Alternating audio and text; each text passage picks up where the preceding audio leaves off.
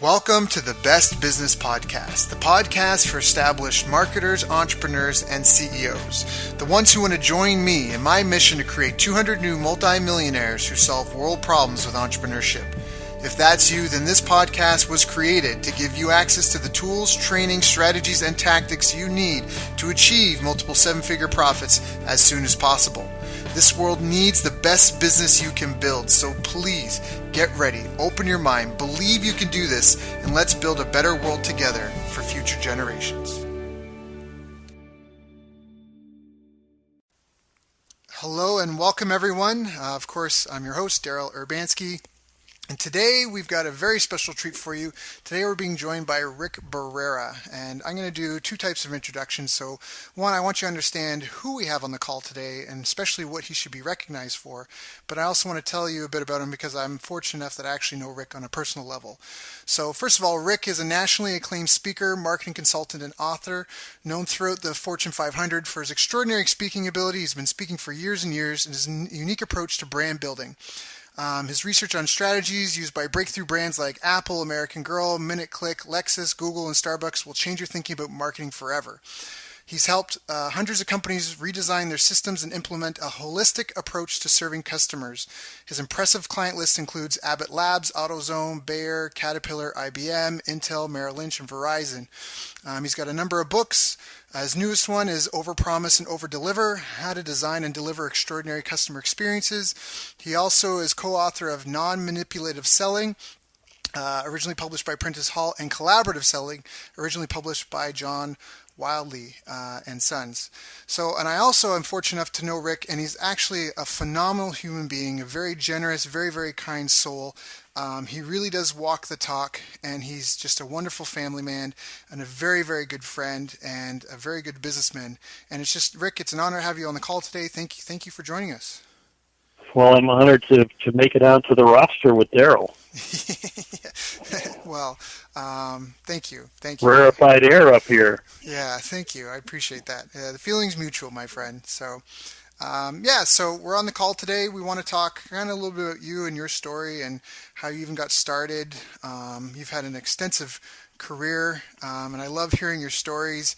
In fact, even when I'll share, Rick, he's been in the game for so long and speaking from stage and been a bit of a celebrity for a while that he even was one of the first to have a cell phone back when it used to take up the whole trunk of your car, and he used to like playing jokes on his friends by calling them from their driveway and then just hanging up the phone, shutting his trunk and going knocking on their door. And this is back again when cell phones like that didn't exist, so he was literally a magician, and that's just the kind of personality Rick has. So I love those kinds of stories, and you're just a really interesting character. But how did you even get into the game, like way back in the day?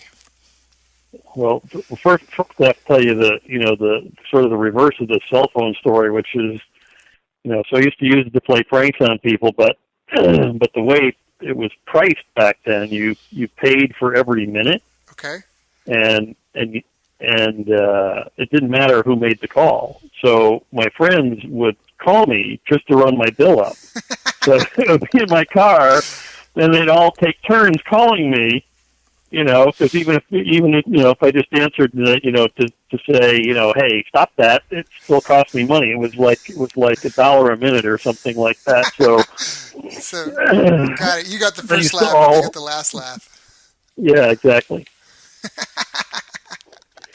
So, those of you who have all these, free cell phone minutes and unlimited texting and all that, you just don't understand that. You used to get, these bills for $300, $400 a month just for your car phone. It was crazy. Yep. So, it's interesting when you ask me how I get started. I started, when thinking about this, I was thinking about my professional career, but then I went back a step to sort of my teenage years, and then I had to go back sort of to the beginning. So, they say necessity is the mother of invention. I grew up in a little town called Derrick City, Pennsylvania. It's 1 mile long, with 52 homes, and there's really nothing there. It's very rural in the middle of Pennsylvania. And so I was youngest of 5 kids, and they're just, there was no way for me to earn money, and I joined the Cub Scouts, and I got the Boys Life magazine. And in the back of the magazine, it said that you could sell seeds, and you could make money. And so, I bought some seeds from the back of the catalog with, the few dollars that I had, and I went door to door and I sold seeds. And then there was another ad in the back of the magazine that said, that you could sell Christmas cards. So I sold Christmas cards door to door to the 52 homes, and then I became a paper boy to the 52 homes, and I sort of got a reputation. People saw me come and they'd turn the lights off and hide behind the couch because they knew I was selling something. But it was the only way I could earn money for candy and things like that as a kid. The things that I wanted, or radios and whatever toys I was trying to acquire at the time. So the point was I learned to sell in my neighborhood to people who were generally kind to me, and I think that had a profound effect. When I was 16, I saw an ad in the newspaper, and it said student with a car, and I thought, oh my God, they're going to pay me to drive. Like, what could be better when you're 16 and somebody to pay you to drive? And so I showed up for the interview, and the guy wasn't there. And I said, well, what do you mean he's not here? And they said, well, he left early. And I said, well, where is he? And they said, he's over at the Holiday Inn. Again, this was, back in rural Pennsylvania many years ago. So I went to the Holiday Inn. I said, where is the guy? And they said, room 315. So I went up to room 315 and I banged on the door. And I said, hey, we had an interview. And he, came to the door in his boxer shorts, a T-shirt, and he had a six-pack under his arm. And he says, what are you doing? And I said, you and I had an interview scheduled, and you didn't show up, so I'm here for my interview. Right. That's awesome. And so he said to me, he goes, well, you're too young. I said, I'm a student with a car. That's what the ad said. Right. And he said, well, I was looking for a college student. I said, well, what can they do that I can't do? And he said, look, if you can find 4 people to work for me, by tomorrow, you got the job. So I said, well, that's easy enough. I went home and I called 4 of my friends and I said, you need to show up tomorrow even if you don't want the job permanently because I got to get this job as the manager. So 4 of my friends showed up, and all 5 of us showed up in the office. And he looked at me and he goes, oh, my God, you really did? And I said, yeah, I did. And so I got the job, and it was selling newspaper subscriptions over the phone. And so I learned an enormous amount from him about, how to learn how to sell over the phone. And I mean, it was a tremendous education, cold calling on the phone, selling newspaper subscriptions. And I did that all over the area. And then I actually turned out to be one of the top producers in the country. And so they sent me in the summertime. They were sending me to Philadelphia and New Jersey and places like that to do it full time. I went down to Pittsburgh and ended up, I had 3 shifts a day, 140 people working for me when I was 17 years old. Wow. So that was, really, really good, good learning. And it was sort of humorous because the CEO thought that I was in college. And so, he came to take me out to dinner and tell me what a great job I was doing, and he was buying the cocktails, and I couldn't drink them because I wasn't 21. And I couldn't tell him I wasn't 21, and I didn't want to get carded. So that was fun. That's awesome. But then I went to college so I could get a good job, and had a lot of jobs in between. And then, where my sales career really started is that when I was in college, I was doing sales, and I was doing pretty well, and some people asked me, they said, hey, you're doing pretty well in sales. Can you come over and teach my salespeople what you're doing? And again, it was, sort of a rural area with, much more networking than, formal. Right. And so I started doing sales training on the side, and then I found a sales training franchise and paid $10,000 and got into a sales training franchise. That turned out to be a bust. It went bankrupt, but got me into the business, and that's how I started. That is excellent. What a great story. Yeah, no, I can speak from experience. You definitely know your stuff, and you've got great content. And I love even your approach. It almost sounds in some ways kind of like the Socratic method. just because you love using questions and that sort of thing. So, um, what was kind of your biggest challenge, I guess, in your business career or just in sales? I mean, because it's something so many people struggle with. They feel like they're competing with their client, or that there's always like the whole like you gotta take the bull by the horns, kind of sales guys. That's like go out there and sell, and and that sort of thing. Yeah, So, well, yeah, the approach is backwards. So, I always felt, not when I was selling seeds and cards. I was, just a kid trying to figure things out back then. But, well, I got a business degree, and I always wanted to be a doctor, really, because I thought it'd be really cool to be able to heal people. I thought that I didn't know that. that's sort of miraculous, yeah. But I didn't like the sight of blood, and I couldn't get through chemistry. So, so I decided that probably was not going to happen. Right. But I got a business degree, and part of the reason was because I worked in a lot of retail settings, and I really felt like it was helping people. People would come in and they'd say, I don't understand this, or I need help with that, or I'm trying to find this, and we'd help them. I worked for a company. It was a retail store that we sold cameras, guns, motorcycles, sporting goods, and audiovisual equipment, and stereo equipment. So it was all big boys' toys. Right. I mean, there was nothing that was mission critical. So our motto was, if you need it, we don't have it, but if you want it, we've got it. And so people were always coming in and they'd say, hey, I want to get into photography, but I don't know how. And so we'd help do that. Or, I'm trying to, learn about, stereo equipment. I don't know anything about it. It's very expensive. And so we'd educate them. So it was a very much a relationship sell, even though it was retail. Right. And I really liked that whole sense of helping people. And then I worked for a jewelry store. It's the same thing. You're helping people pick an engagement ring that they're going to wear for the next 100 years, hopefully. It's a big decision. Right. And so it's much more about helping than it is about selling the biggest diamond in the room or whatever it might be. It's really becomes very personal and very relationship focused, and I like that. And so when I got into the sales training franchise, it was, much more manipulative tactics and things like that. And then I met, Tony, Alessandra, and Phil Wexler, and we sat and we were talking about the selling process. And Tony had sold, pots and pans to, unsuspecting young women who were engaged. Well, that was the profile. They had to be engaged.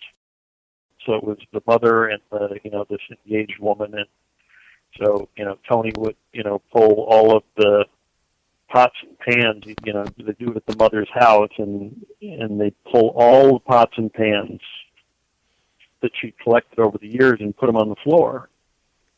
And he'd say, and you know what that looks like in any typical house with, raised children to the age of, where they're getting married, is there's one of these and two of these and a brown one and a green one and a blue one and a burned one and a broken one. And right. And he would look at the mother and he'd say, is this what you want for your daughter? Mm. And the mother would say, oh, no, she needs this beautiful gleaming right here. Right. Which is so, so this was, it was a huge manipulation, and obviously, the poor daughter is sitting there going, wait a minute, my mother was supposed to protect me from the evil sales guy, and now my mother and the sales guy are ganged up on me. Right. Right. And so, so that was Tony's deal, and Phil used to sell burglar alarms, and so, he would go into people's homes, and he would refuse to leave, and he'd say, well, now that I know that you don't have an alarm system, it would be unscrupulous for me to leave because you're unprotected. Mm. So, until you agree to, to be protected, it's just, and I just can't do that, which is also horribly manipulative. Right. Right. And so when we started talking, it was pretty interesting. We were talking, we were all very successful at what we did, but we didn't like how it felt. Hmm. And I'm sure that that's a problem with a lot of people when they think about selling. They think about, slimy manipulation kind of stuff. And we didn't like that. And Yeah. so we started to figure out, we started to look at various disciplines to say, well, how do you help people? How do you help people make a decision without manipulating them? Right. And so we looked at all the business literature, and there wasn't anything. And so we started to look, at nursing. We started to look at the healing arts. We started to look at the clergy and into psychology, and really try to understand, how do you help people make decisions that are in their best interest. And and that's where the methodology came from. And it is all questions. It's all questions from the beginning of the methodology to the end of the methodology. It's nothing but questions. And it's not designed to manipulate or persuade. It's designed merely to help them get clarity about what's most important in their lives. And Mm.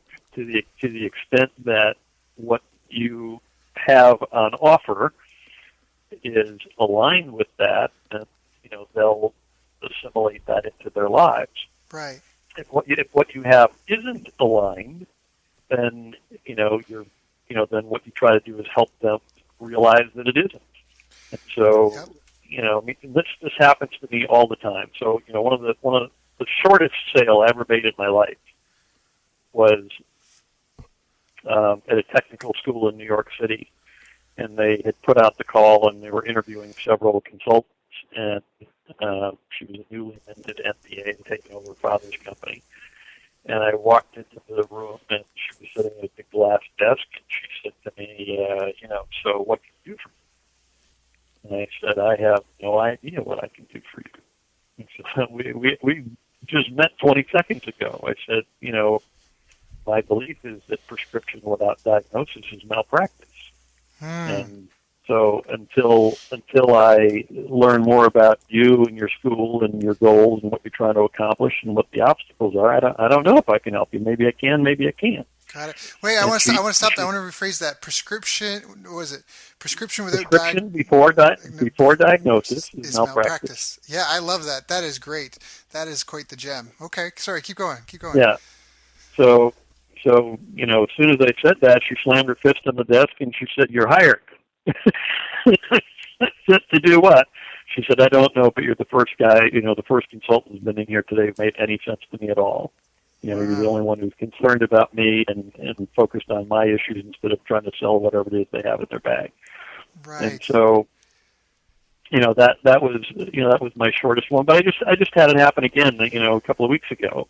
I was introduced, to a client by actually a mutual friend of ours, Daryl, um, and and I called the guy, and he said, well, how much is this going to cost me? I said, I don't even know what we're going to do. And Right. he said, well, what is it you do? And I said, what I do for you, I don't know, because I don't know anything about you or your company or your situation or Right.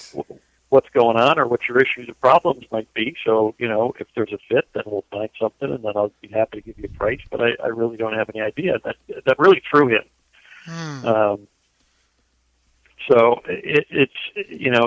I always take that approach, Well, it's and just a good approach, and it really helps people because I think that a lot of people like it's. I love how you use the term collaborative selling because it really is. I mean, I have a deep seated belief that a business should solve a problem. Like you go to the dentist's office because your teeth hurt or you're in pain, and so you go in like in pain and crying and sad on the front end, but then you leave. And I always consider the business as this black box that performs its magic, and you leave on the other side, happy, smiling, beautiful teeth on the other side, and that's that problem that you're solving. So I love even like you said, like prescription before diagnosis is malpractice. I love that because it's just the right thing. It's not about pushing products on people who don't need it and like making sales.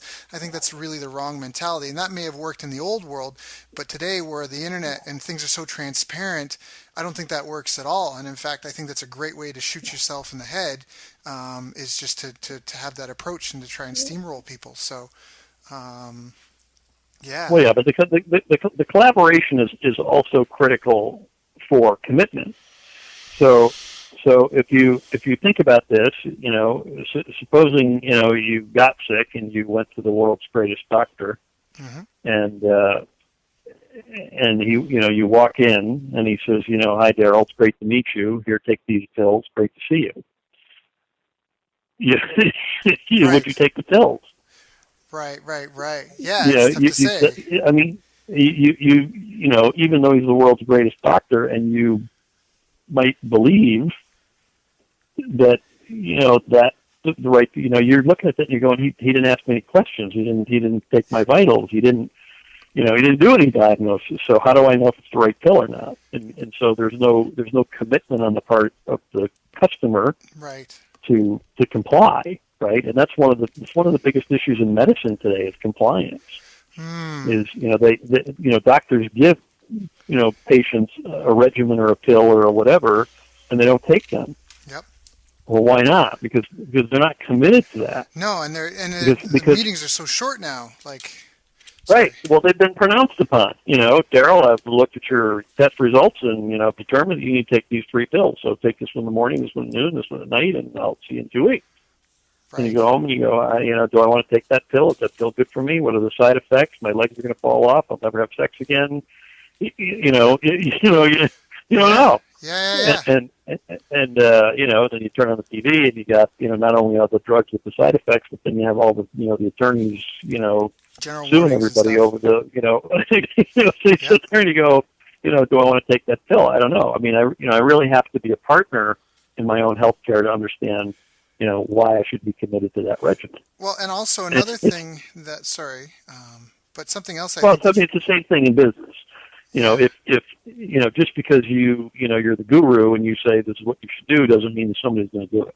Right, and that's so important in any business. I was just talking about that this morning. I'm working with a client, and he's been very successful, and he's got like a 35-year track record, and he thinks that one of the keys to his success has been that the sale doesn't necessarily happen when someone gives you money. That's really when that's when you have to validate the sale. Just because someone gives you money once, exactly what you're saying, there's no buy-in from the client. You really need them to comply and them to be on board.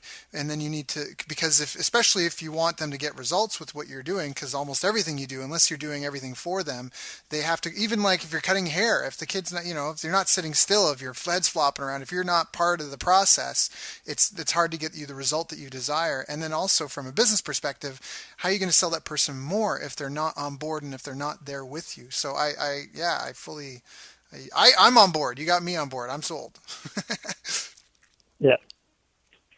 So anyway, that's basically what what the whole philosophy is about. It's really a lot of interrogatory and really exploring, and then we don't start the collaboration process until they ask for help. So my view is that you can't coach into no demand, right? You're a coach, you get that. If the person doesn't want to coach, you can talk at them all day long. It doesn't matter. Yeah. So until they ask for your help, until they say, what can you do for me, or how can you help me, or what products do you have, or whatever, until they're open to that, there's no point in even trying to collaborate.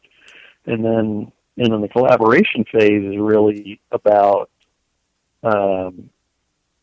literally sitting side by side with them and co-creating a solution. So, we still are, pitching too much. I mean, people call me and they say my sales team's not getting the results they want. And I said, it's because they're pitching too much. And they say, well, you haven't been out with them. And I said, do you want to bet?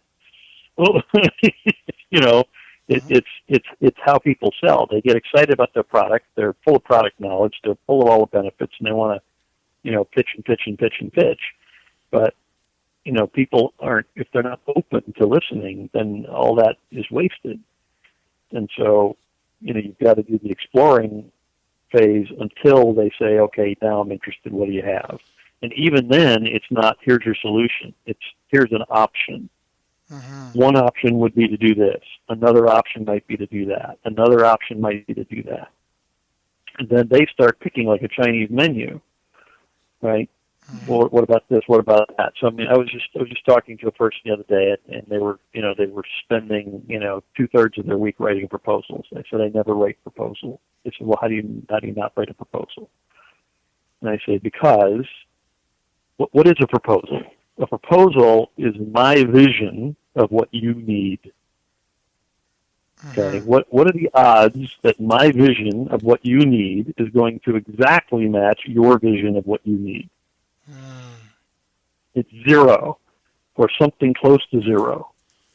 Yeah, because they're two different people, and exactly. Yep. Two different points of view, two different sets of experiences. The whole thing. So what happens? You spend all this time pouring your heart into a proposal, and you think, oh man, this is the perfect solution. Right. And you lob it over the wall, and the person on the other side looks at it and they go, yeah, I don't really like this, and that doesn't really fit, and I wish there were more of this, and I really don't think I need that part. Oh, this is cool. I'd like a lot more of that. But then they look at the price and they go, well, that doesn't work either, right? It's either too big or too small, or I'm paying for all this stuff over here that I don't want, and I'm not getting enough of this stuff over here that I really want more of. Right. And so the whole thing doesn't work. And so what do? Right, so they can either call you up and have a big confrontation. Hey, Daryl, you completely and totally missed. Should have more of this, less of this, this. I'm paying over here for this, and then they have a confrontation, which most people don't like. So I don't want to do that. I don't want to have a confrontation because that'll hurt Daryl's feelings, and I'll have to get all exercised and whipped into a frenzy to tell him how badly he missed. So it's just way easier to say, well, Daryl, I'm thinking about it. Put it aside. I'm going to go ask the committee. I'm going to whatever. Well, the fact of the matter is that, even if they wanted to fix it, nobody's got time today. Everybody's doing 5 jobs. Right. Right? They have kids. They have lives. They don't have time to fix your proposal. Yeah. Okay, so they put it aside and they never get back to it. It never happens. Right. About 70% of all the proposals are put out there, and you don't even get a response. Let alone a no. You just don't get any response at all. Right. So, it's just a shot in the dark. So I don't do that. So it's collaboration. So, what I say is, Daryl, if you say, geez, Rick, those are great ideas. Can you write me a proposal? I say no. So here's what I'm going to do, Daryl. As long as you're willing to sit side by side with me, we can co-create the perfect solution. And put, including budget. We don't just do the solution. We do, money too, right? It's all got to match. Right. It's a total solution. As long as you'll sit side by side with me, we can co-create the ideal scenario, and we'll figure it out. If you're unwilling to do that, right? If they say no, I don't want to do that. You just go do it. I say, it's not. I'm sorry, it's not what I do. And I pass because it's a waste of time. I'd rather go find somebody else who's willing to sit side by side with me. Right. So I used to have a bank of file cabinets in my office of all the proposals I wrote that never, went anywhere. And, one day somebody asked me, what happens in your successful proposals? And I realized they were in my desk drawer because those were all the clients I was working with. And I went through and looked at them, and I'm like, all these people sat with me and co-created this, and all those people over there refused to sit with me. And that was the end of that. I just stopped doing it. Yeah, because that's the thing that we haven't talked about at all here. We haven't talked about the time of the sales rep or whoever that person is that's engaged. No, exactly. Yeah, that's a huge, because it's a huge component of it. I mean, I was just reading a book. What book was it? Anyways, I was reading, The Success System That Never Fails, W. Clement Stone's, and they're talking about how, just documenting your time and that, how much time do you spend actually selling versus hanging out at the water cooler, all this sort of stuff like that.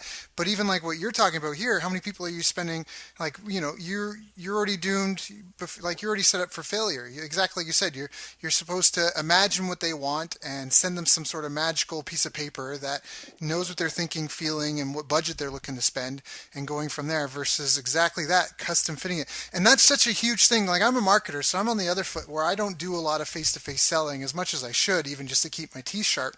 But humans have this unique thing where we want things that are custom built for us. Nobody goes out and buys a shoe. You go out and you buy a running shoe, a hiking shoe, a walking shoe, a dress shoe. It's the same thing, like even for the clothing you buy. I'm buying gym clothes. And you also want it in your size and your color. Right. Yeah, exactly. And so I think that that's now I think that that's really key. Now, does that impede with a company's ability to have a standard service offering or something that they can deliver that allows them to scale? Because I'm sure some people listening to this and they're like, I can't, customers are going to want too much variety. I can't keep up with that. Do you think that that's really an issue, or do you think that? Well, I'll let you answer that Well, no, question. it depends. So so in basic offerings, you can certainly get started, right? But then, as you look to premium offerings or custom offerings, right? So I mean, in the information business, here's my general information, and there's the do it with you program, and then there's the do it for you program. And what are Right. they? They're higher levels of customization, right? Right. Right. But they also come with a corresponding price. Right. Of course. So it depends on the business. And there's definitely a school of business out there that says, look, you make what you make, and then go through 5 million people if you need to find the people you need to buy your standard product. Right. That is very expensive, and it's getting more expensive. Right. Yep. Yep. So Yep. and it works.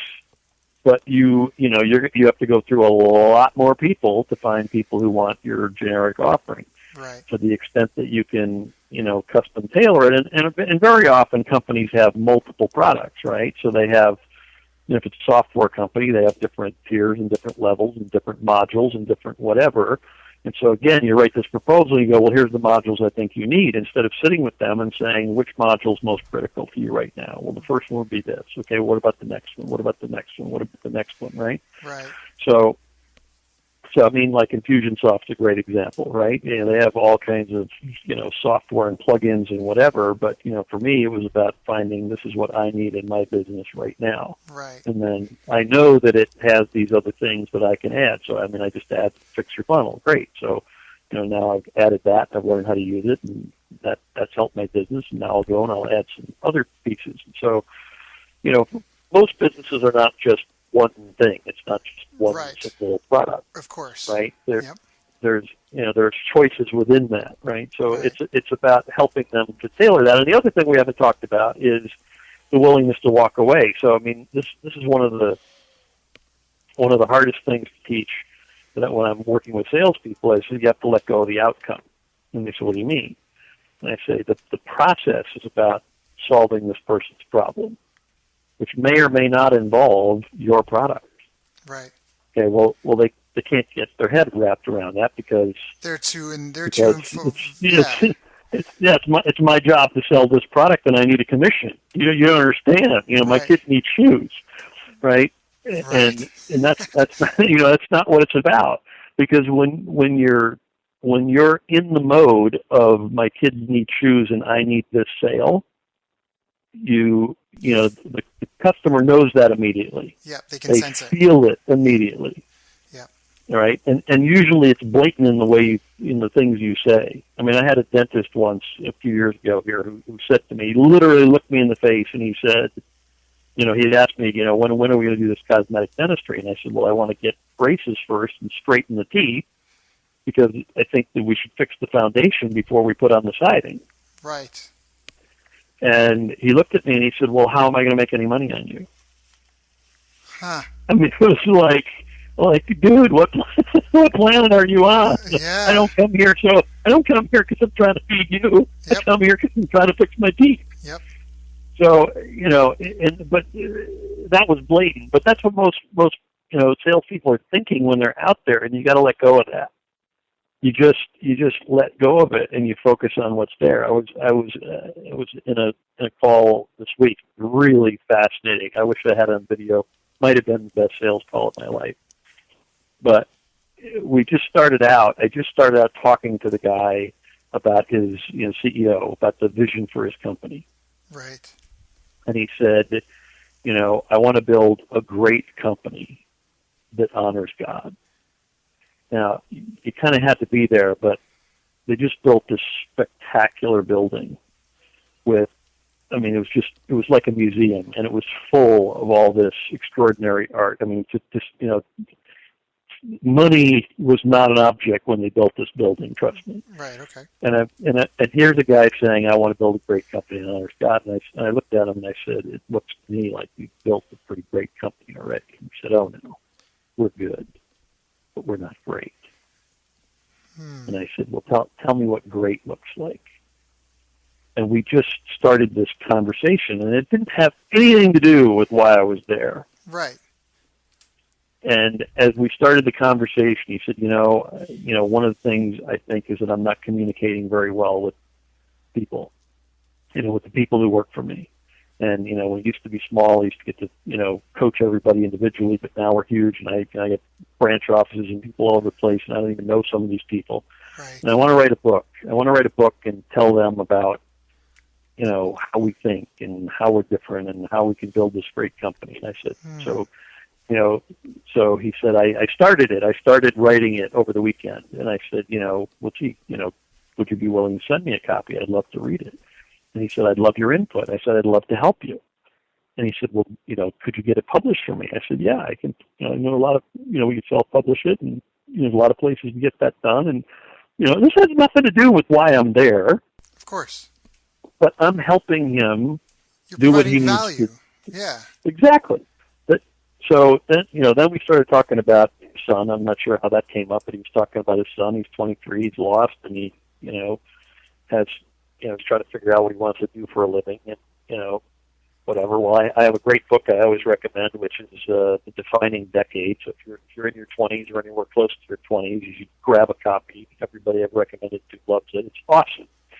And so I bought 2 copies of the book, and I wrote in one. I said, this one's for you. Read a chapter and then discuss it with your son. The other book's for your son.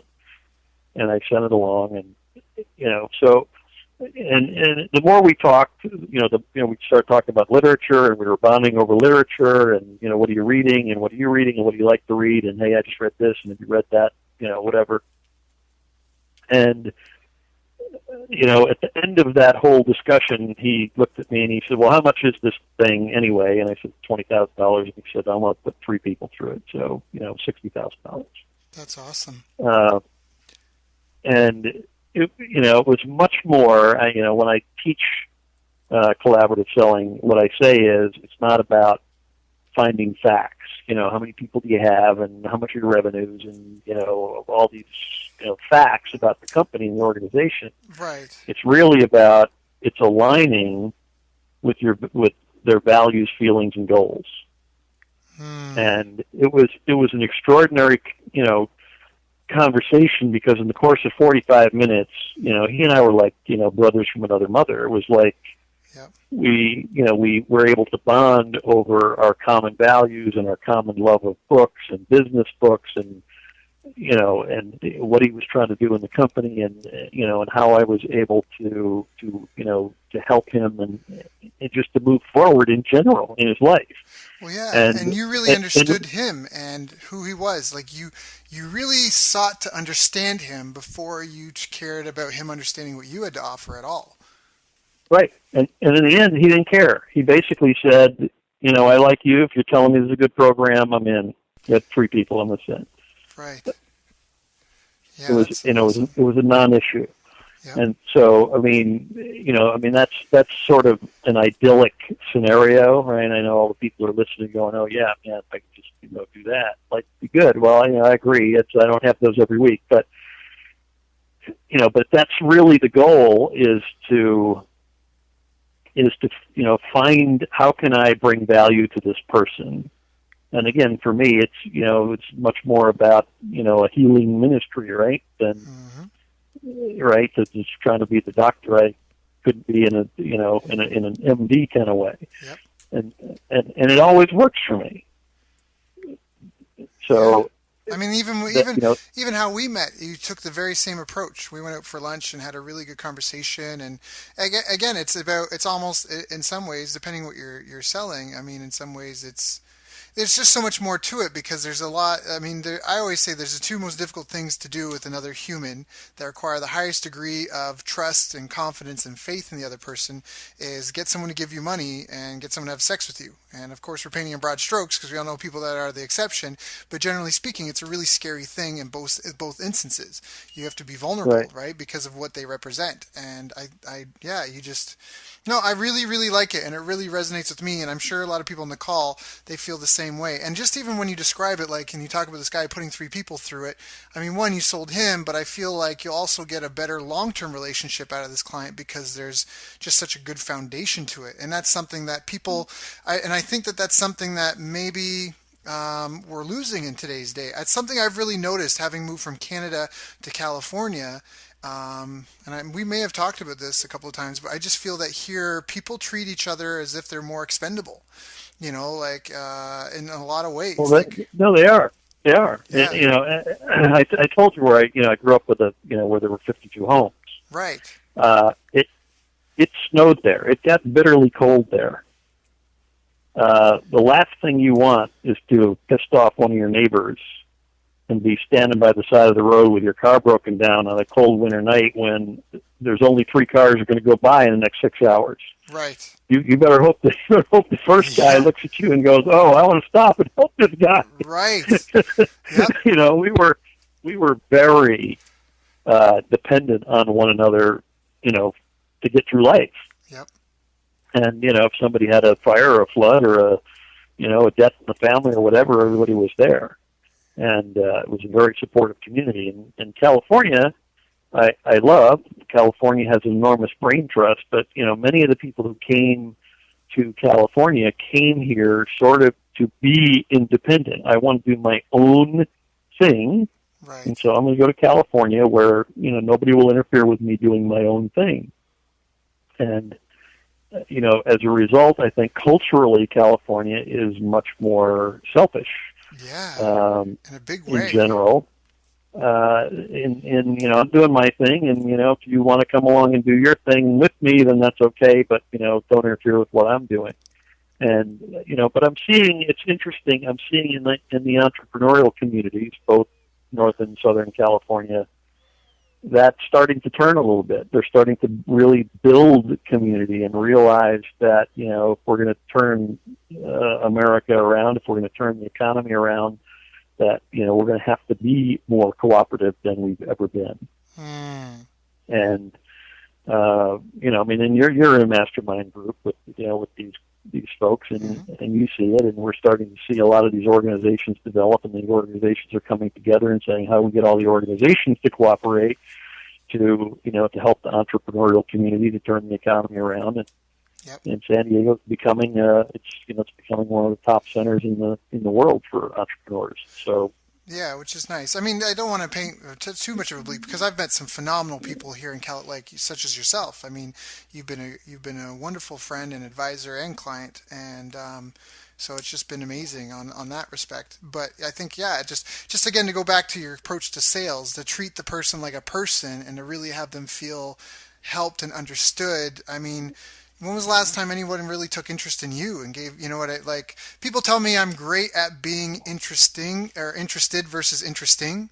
I got that compliment. I was at a conference in Vegas, and I got that compliment from like 5 people. They said the same thing. They said, you are really good at being interested versus interesting. And they all use the same language. And I don't know if people were talking about me or what, but I think that that's really important because when was the last time someone really stopped in their day to listen to you? I love that example. I know it's an ideal scenario, but to have listened to the CEO, to heard his vision, to get in tune for that. I mean, that's even why I've got a couple of interns working for me, and the reason why people even want the internship is they want to be able to prove themselves because, hey, if I'm here and I'm working and I prove myself, then that a lot of people are hoping to find that as a route to get one, work experience, but also get a job.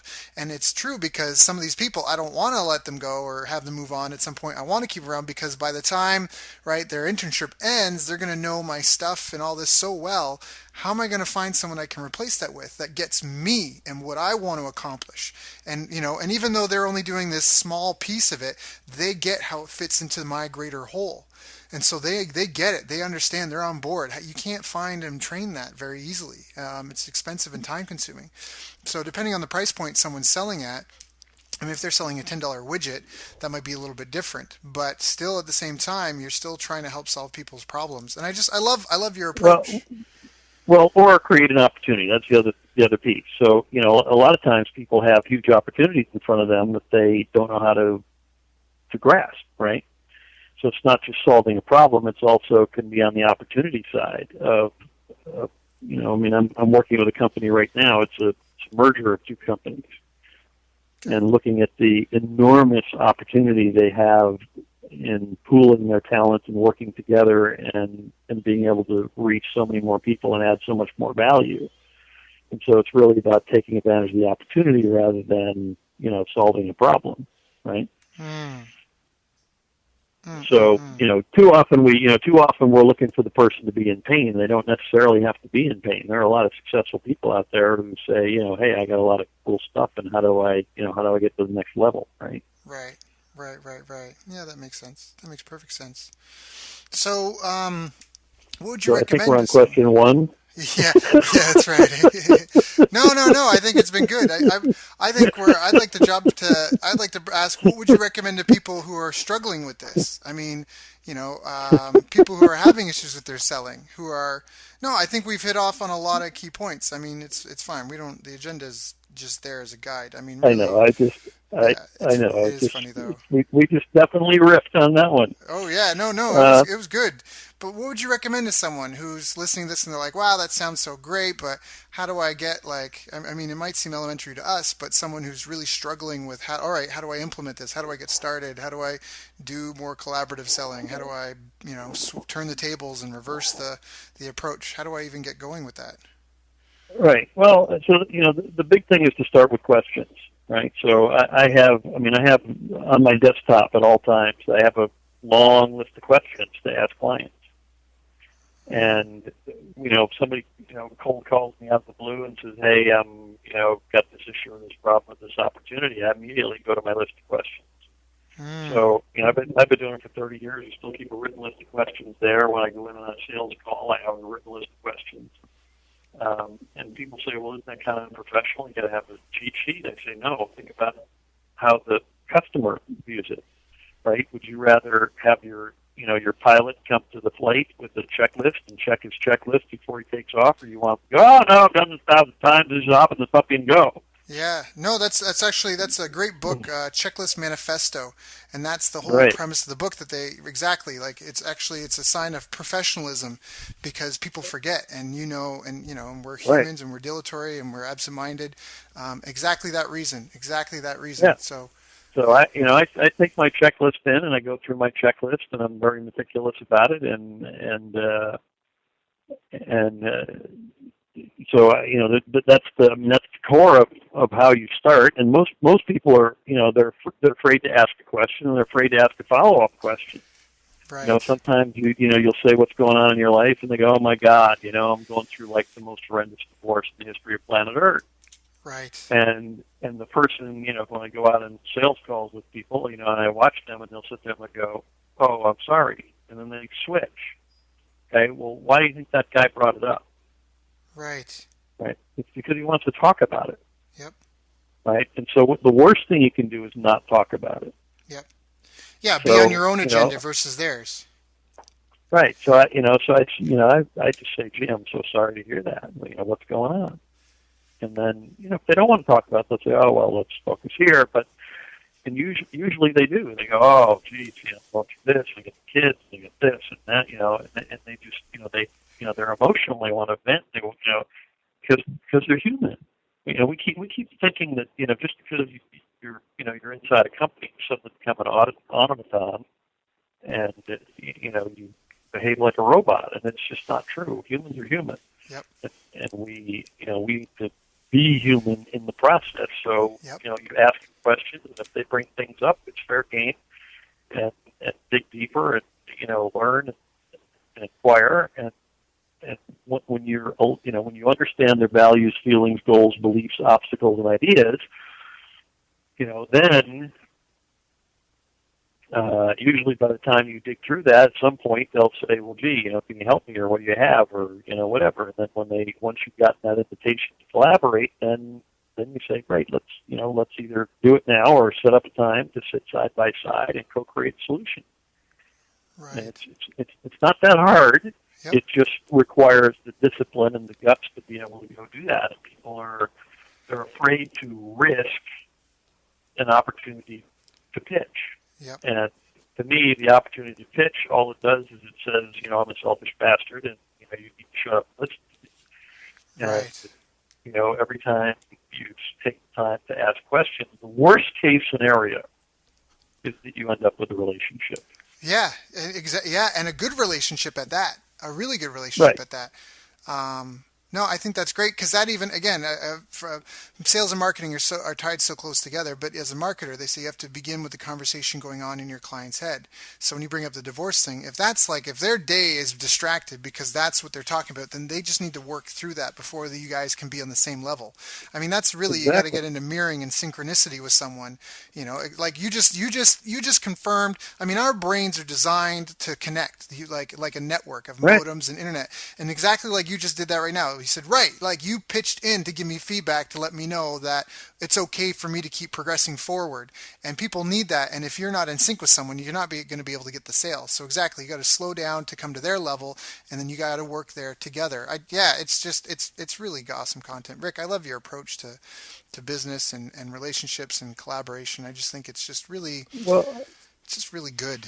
I really hope everyone on this call is taking notes, because there's lots of gems and little metaphors and things that, I mean, some of it might sound like common sense, but common sense is not all that common, and it's just really good. It's not common practice. Well, yeah, it might be. Yes. Yeah. Right? Yep. It's common practice. It's called practice for a reason. You have to do it over and over again. But the other thing I see out there is, people ignoring selling. Everybody wants to market now, because that way I don't have to get near any humans, right? I'll just sit at my desk. I'll sit at my desk and I'll market, through my computer, and I won't have to touch anybody or be emotional. And that's not where the big bucks are. I can tell you that if you need to make a sale in the next 30 days. You're more likely to make a significant sale in person than you are, over the phone. You're more likely to make it over the phone than you are on the internet. Right. And so I mean, and if you think about how do we market over the internet? On the internet we use a funnel, right? We use little tiny things. There's free things, and then we have a little small price thing, and we build trust over time. Right. Because there isn't that personal face-to-face human, connection. Yep. So, yeah, there's a lot of entrepreneurs out there who say, well, I'm gonna do all this internet marketing, and they're starving. And I say, if you're starving, let's go find 10 people right now. Yep. And let's see if we can get some cash in your pocket, because it's short term. It's significant, and if you're selling. The bigger the ticket, the more personal the sale has to be.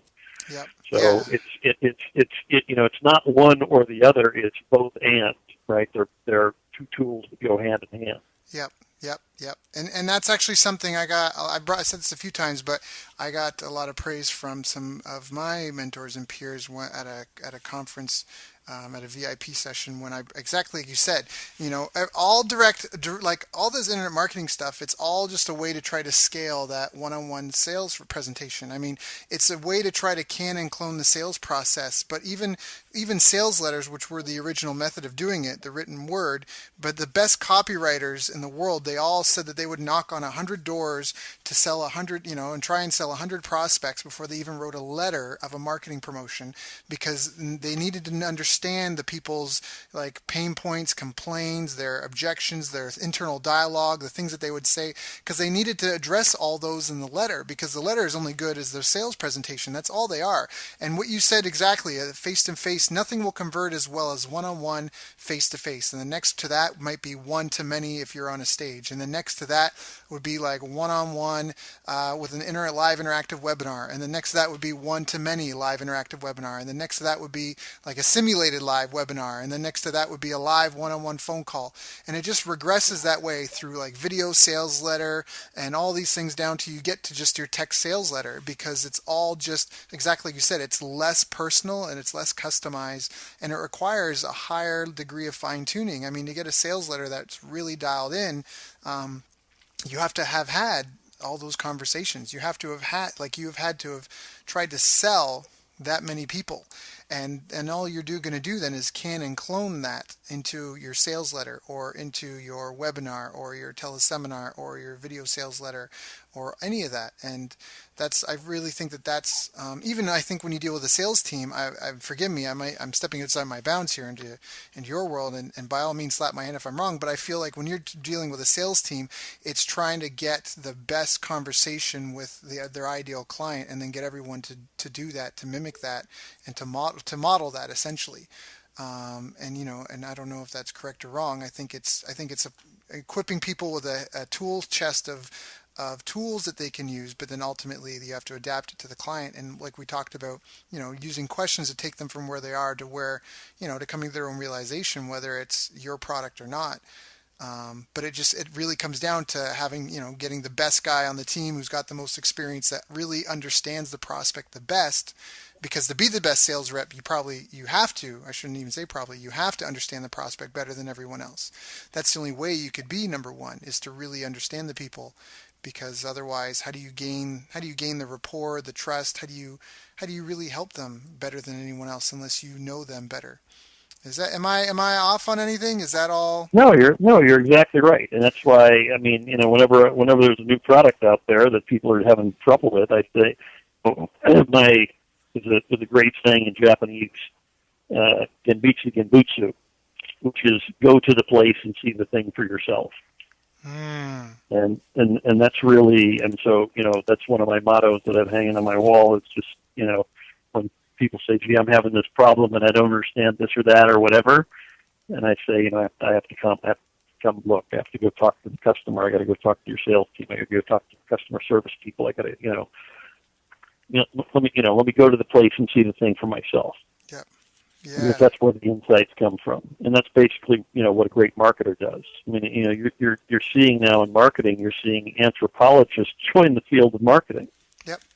Oh yeah, because it's right. What is that about? It's about understanding, how does Homo erectus, think about and feel and behave in this particular environment around this particular thing. Yeah. Oh yeah. And so, whether it's the design of a remote control or, the learning from an information product, yep. It's really understanding human beings and how they work and think and believe and, and interact. Yep. Yep. Yeah, no, I agree. Yes, marketing is like just one giant psychology experiment. It's measuring the difference between what people say and what they do, or testing with the difference between what people want and what pocket of people want what more and what capacity. And it really is. I mean, I like in marketing a lot. I mean, you do a lot of different things and you throw it up on the wall, and obviously you put your best foot forward. I mean, that's Gary Halbertism. He says fail fast. I mean, if you're going to go into a new market and do your best thing, you make the absolute best offer to who you think is the absolute ideal, like the best person you could ever speak to, and you go with that first, because if you can't make that work, then you're in trouble. And you talk about a Japanese quote. I mean, one of the things that I love, and I've heard tons of different renditions of this, but I was told from a Japanese friend when I was in Japan about how the university campus, the Tokyo University campus, was expanded. And the story is basically they bought this parcel of land, which is a big deal. Most people buy and sell and trade buildings, but never the land, because it's an island and it's a finite resource. So it's a big deal if someone buys land, and very expensive. So this university had bought land. They cleared out the buildings. They had a project manager and a site manager, and they erected these buildings. And the site manager managed the tradesmen, and the project manager had the blueprints. And they'd erected the buildings, and they had the outside done, and the tradesmen were going through the buildings inside and doing all the finishing work. And the site manager came to the project manager and said, "Hey, your blueprint doesn't show where we should have any parks, where we should have any resting benches or water fountains or any of that for the campus. Where do you want them? We're pulling out of the heavy equipment. We're ready to do this." And the project manager said, we're just a few weeks away from when the school season starts. Let's just finish what we've already started and get those buildings ready for use, and let's worry about that stuff in the spring. And they had a bit of a fight back and forth because the site manager, he's like, no, everyone's here now. We should just do it now because we're here, right? Like, just do it. Everyone's ready. And ultimately, they went with the project manager. And what happened is over the winter, the campus was full of people and became alive, and people were like using it and going places and doing things. And then when the spring came and they went to go put in the landscaping, they didn't need blueprints because the people showed them where they needed stuff. The paths went from one door to the building that they were headed, and it showed them how wide it needed to be, and people would sat in the dirt, in the rest areas to show where they wanted to rest, and that sort of things, and they really just built it to suit to the people. And that's almost what happens with a lot of marketing. I'm helping a client with some ad campaigns now, and one of the things I'm saying is you have to understand is your ad campaign will almost never be as inefficient and ineffective as when you first get it started, because everything is an experiment. We have no idea. We just need to get some data, and as we get more data, we can refine it and then really dial it in to where we know who we should be targeting and like which ad, and and all that. It's that refinement process, and I think that's I went on a bit of a tangent there, but I think that all just speaks to kind of what we've been saying, is that you go to the place and see it for yourself and get a really good look at the details and get granular. And anyways, it's really good, solid, and unfortunate it's not this get rich quick, philosophy that people want to hear and click these 4 buttons and do XYZ and money will fly out of your computer. But I think it's really solid fundamental practices, and I think over time. Well, it's community building. It's community building, and it always comes back to community building. And if you look at the people who are incredibly successful, they found their tribe, they found a few followers, and those few followers brought more followers, and they built community over time that aligns with their point of view. And there are a lot of people who think what you and I are talking about is crazy talk, and screw that, get in, get the sale, get out. How many sales calls can you make in a day, and stop worrying about the customers, get the money and all of that. They have their tribes too. Yep. But that hasn't been my experience. It's not the way I want to be. It's not how I want to be remembered. It's not what I want in my legacy.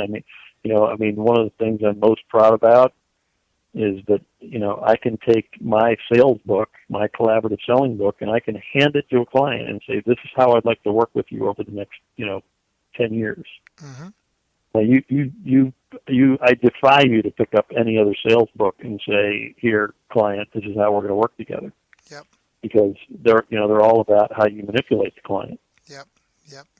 No, I agree wholeheartedly, and that's something where I think a lot of people, they don't necessarily realize that, when you get into a business, you may want to build the business and sell it, sure, but at the same time, you're still a reputation. There's still, if you want to build something and sell it, there has to be legs to it. It has to have that foundation, and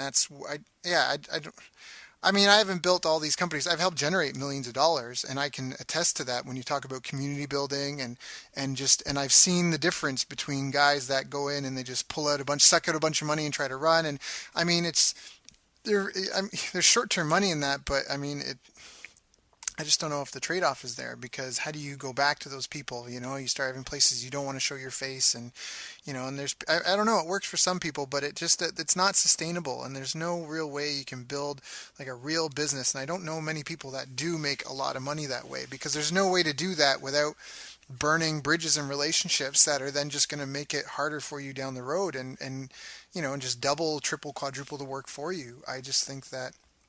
Anyways, it's been a really good call that way. It's been very, very, very practical, and just no nonsense in business. And that's what I want. That's the kind of tribe and community that I really want, because I think those are the people. I set a goal that I may or may not share with you, but I want to help create 200 new multi-millionaires who solve world problems with entrepreneurship. and that's legitimate. That's real because I've helped generate millions of dollars, and even recently I helped someone generate $500,000. And it's it's you. I don't want to be tied to anything that's gonna you know what I mean. That's gonna come around and bite me because Right. I was associated with it. I don't want to be anywhere near that. Um, so no, that's really really awesome. All right, so Rick, do you have any favorite? We talked about a quote of yours. Do you have any favorite books that you would recommend, or did we already mention that? There was a book you mentioned. What was the one for 20-year-olds? Oh, The Defining Decade by Meg Jay. Defining Decade. Okay, got it. But Then, I just read Zero to One, Peter Thiel's book. It's okay, extraordinary. really, Um, One of the best for entrepreneurs. I just read a leadership book called High Altitude Leadership by Chris Warner. I think it's probably the freshest thinking in leadership in the last decade. It's the best book I've read on leadership since Jack Welch. mm, Um, Perennial favorite of mine is The Psychology of Winning by Dennis Waitley. I've memorized it. I'll probably dictate the book. Um, and one of my favorite ones, when things were down, was Tough Times Never Last, Tough People Do. I don't know if that's written anymore, but it's by Robert Schuller. And when it was written during the recession in the '80s, but what I'm telling you, it's perpetual truths. Tough times don't last, tough people do. When you're an entrepreneur, you got to be tough, mm-hmm, mm-hmm, mm-hmm, and mm-hmm. you just have to get up one more time, right? Yep. Doesn't matter how many times life knocks you down, you got It's to how get many up one times you get more back time. up. Yeah, that's an old martial arts thing. It's not how many times you get knocked down, it's how many times you get back up. That's right. That's right. So, Rick, what are you working on now? What are you doing these days? Well, as you're aware, I'm trying to launch max-rev.com, trying to get that up and running, and trying to take all my content and move it online.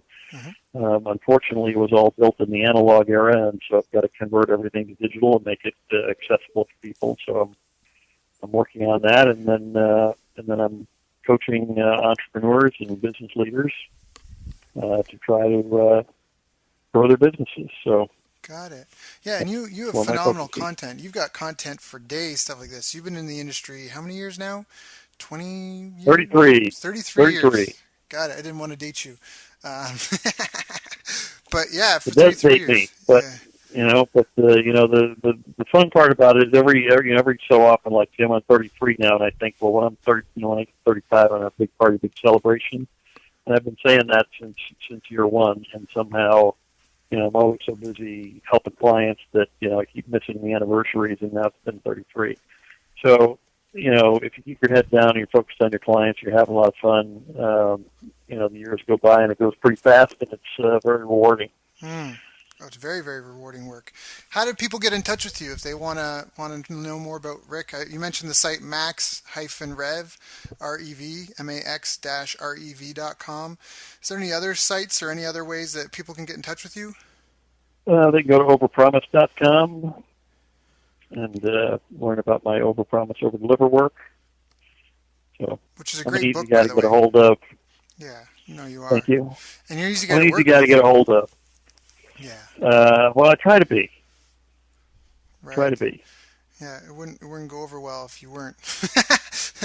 Wouldn't be in tune with your message. But no, Rick, I can definitely speak from experience that you've just been, and just even people that I know that have dealt with you, there's the reason why after 33 years you're just getting better and you're just having higher degrees of success. And I think that once you get your online course up and launched, I think it's going to empower you to help a large audience of people in a way that's going to be exactly say it's very, very, very rewarding. And obviously, as we just proven this call, you just have phenomenal content, really good, time-tested, practical content that that's something that's really important for me as well. I know, especially in martial arts, being a martial artist, there's always new bells and whistles and tricks. And hey, there's in the art I train, there's the Berimbolo, there's the spider guard. Well, spider guard's actually pretty good, but there's like the octopus guard. There's all these like weird, fancy things that come out, these shiny whistles. But at the end of the day, like the practical, fundamental, time-tested truths are what you want to use because If I can use those and beat a black belt at the world championships, that's the stuff I want to learn. I don't want to learn the stuff that's going to become irrelevant once I fight someone who's got more than 3 years of experience. And that happens a Exactly. lot in the martial arts. And so that's something that I really glean from you and your content is that the stuff that you help me with and the stuff I've just discovered through working with you, it's stuff that will never leave you astray, never leave you astray because it's just rooted in things that are like it's that, what did we say it was? It wasn't common knowledge, it was common Practice. practice, right? Just because it's common knowledge doesn't mean it's common practice. Exactly. So, yeah, so all right. So anyone listening that wants to get in touch with Rick, he can be reached at max-rev.com. You said there was Barrera.com as well. Was that right? Yeah, Barrera.com, overpromise.com. Overpromise.com. And you've got your books listed on Amazon. And it's Rick Barrera, Rickbarrera. Rick, thank you so much for your time today. As always, it is always an honor and a pleasure. Very much value you and your friendship and your time, and I really appreciate you just taking some time out of your day today to just share some of your genius and your wisdom with my listeners. So thank you. Well, glad to be here, Daryl, and you have a great tribe, and love to help them any way I can. Awesome, awesome, awesome. You've reached the end of our interview. Now, first, let me thank you for listening. I appreciate and respect you more than you'll ever know. And now I'd like to ask you a couple of questions. First, what 3 lessons did you just learn? What 3 aha moments just jumped out at you? Second, what can you implement for yourself and your business in the next 24 hours? Third, what can you give to someone else to help you with or give them to just do it for you? Whatever it is, remember taking action is the secret sauce to results.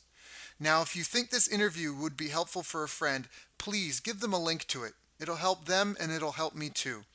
I'd also like to invite you to help me find out more about the challenges you're facing, your dreams, your goals, and how I can help you overcome what's holding you back. We both do better when we know better, and your success is my success.